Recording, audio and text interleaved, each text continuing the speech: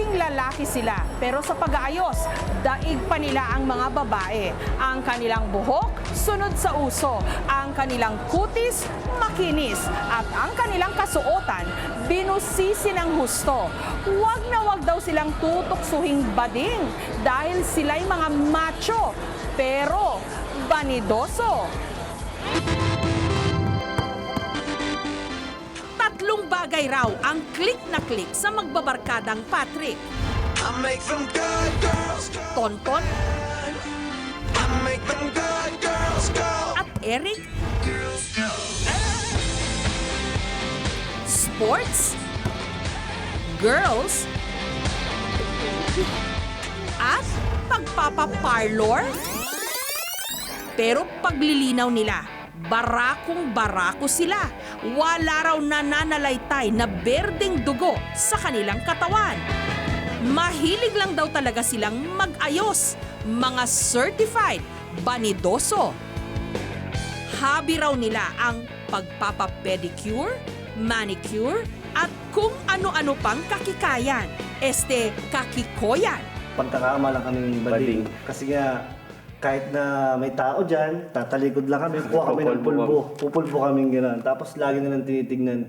Laging yung babae, bakla ba itong mga to? Minsan yung mga magagandang chicks, lalo na yung gusto namin makausap, syempre tingin na tingin sa amin. Yung pagiging parang bading-bading namin, minsan napapalapit kami sa kanila. Nakakatulong din, parang Doon kami nag-start na parang napapalapit kami sa hanggasan nakaka-text namin sila, gano'n.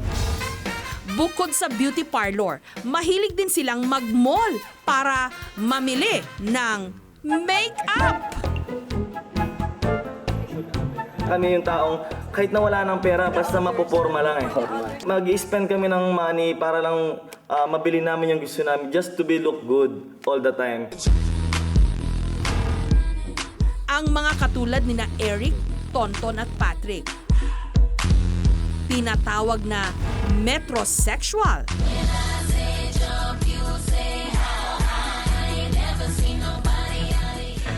Ayon kay RJ Ledesma, editor ng isang men's magazine, dati pang banidoso ang mga Pilipino. Hindi dumadami yung banidoso ngayon. Kundi, kumbaga, nandyan siya noon pa. But just because of the rise of commercialism, of marketing, of magazines, on TV. Because before, noong time ng 50s, wala naman, saan nila napupulot yung mga ideya ng banidoso? Sa mga pelikula na napapanood galing States, di ba? Kung ano nga raw ang uso, siya, hindi sila nagpapahuli. Noong nauso naman ang pagpapamacho, binagsari ng mga gym para magka-abs sila.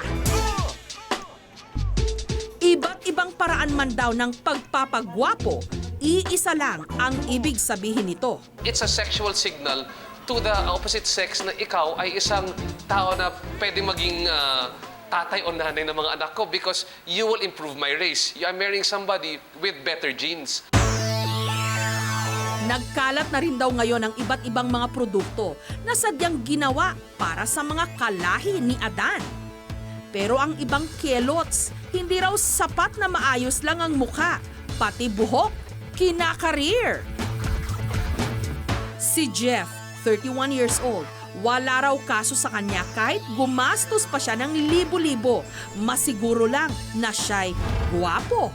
Marami ako nakakaharap na tao, dapat talaga pag-investan ko kung ano yung dapat para sa buhok ko. Nasubukan ng araw niya ang halos lahat ng hairstyle. Kaya ang gusto naman niya ngayon, gupit na magbibigay sa kanya ng bagong image. Una munang inahit ang buhok na nasa paligid at ibabaw ng tenga. Nung nakuha na ang tamang nipis ng buhok, gamit pa rin ang pang-ahit, inukita na ito ng disenyo. Sobrang ingat ka dapat. Number one, yung mga clippers mo, yung scissors mo, yung shavers mo, dapat clean and sanitized. And then number two, kailangan yung kamay mo sturdy. No, pag bigla na lang nanginig, wala na. Dugo. As in, it's gonna bleed. Ilang minuto pa ang lumipas, may bagong hairstyle na si Jeff. Hair art. Ang pagiging banidoso, Hindi lang daw basta kapritsyo o pamporma. Ito raw kasi ang susi ng iba para sa mas maayos na buhay.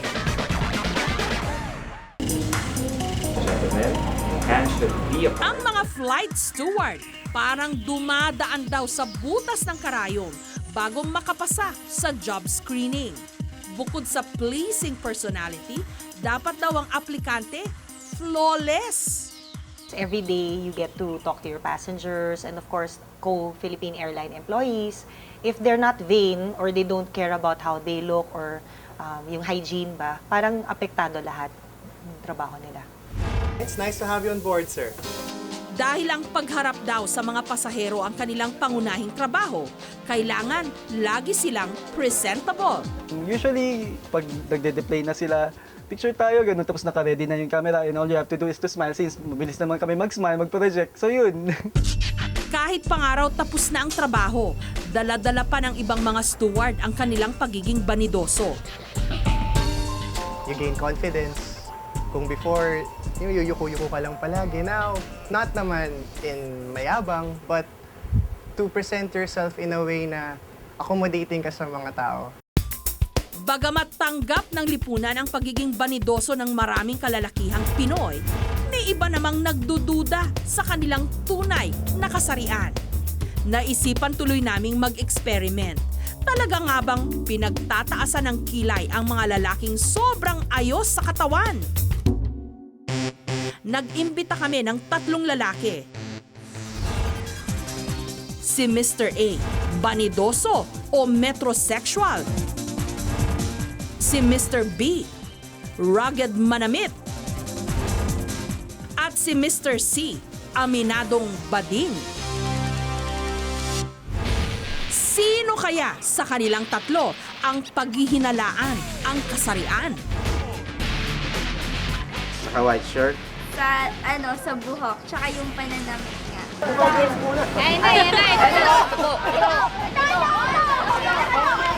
Makinis yung kamay. Maputi. Malaki ka to ang bakla yun. Ayun! O, tama yun. Tama yun! Pag nag-gym siya, makikita siya ng mga lalaki. Puti bakla siya. Resulta, si Mr. A napaghinalaang bading dahil sa kanyang pagiging banidoso kahit lalaking lalaki sa totoong buhay. Siya, nakikita ko sa kanya eh. Chanli. Konyo, kasi madalas yung mga bading konyo sila bumorma eh. Pero sa kaso ni Norlan, certified daw ang kanyang pagkalalaki, lalo pat ang kanyang hilig, suportado ng kanyang misis. Pag medyo umarte ka, mako-question ka, sabihin, bading, gara magdamit eh. Di ba? Kakaiba. Gusto kong maging kakaiba eh. Di ba? Gusto kong maging baragi akong pogi. Nakaka-turn on kasi hindi lang ikaw yung tumitingin, mapapansin mo naman tinitingnan din yung husband mo eh. Okay na rin kasi he doesn't smoke. So, imbis na yung igagastos siya sa bisyo, dyan na lang. Pwede pa ako makishare. Ang Kikoy Kit ni Norlan, mas marami pang laman kesa sa Kikay Kit ng kanyang misis. Mas mahaba pa nga raw ang kanyang mga seremonya sa banyo. Sa pagtulog naman, may baon pa siyang kamatis, pampatanggal daw ng eye bags. Pati nga raw ang kanyang anak na si Renzo, tila na-impluwensyahan na rin ng kanyang pagiging banidoso. Kasi yung pagiging vain, pagiging malinis yun sa katawan, hindi yung pagiging gay. Ang mga macho, ngayon, todong-todo sa pag-aayos. Pero hindi raw ito nangangahulugan ng pagtalikod nila sa kanilang pagkalalaki. Dahil bago pa man daw nila ayusin ang iba pang parte ng kanilang buhay, makatuwiran lang na pahalagahan nila ang kanilang katawan na siyang templo ng kanilang tunay na pagkatao.